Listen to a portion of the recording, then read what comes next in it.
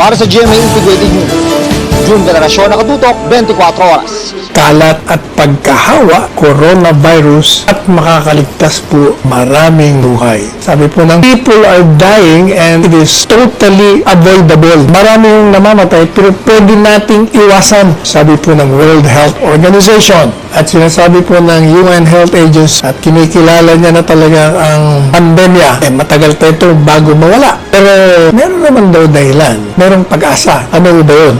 Ano pa?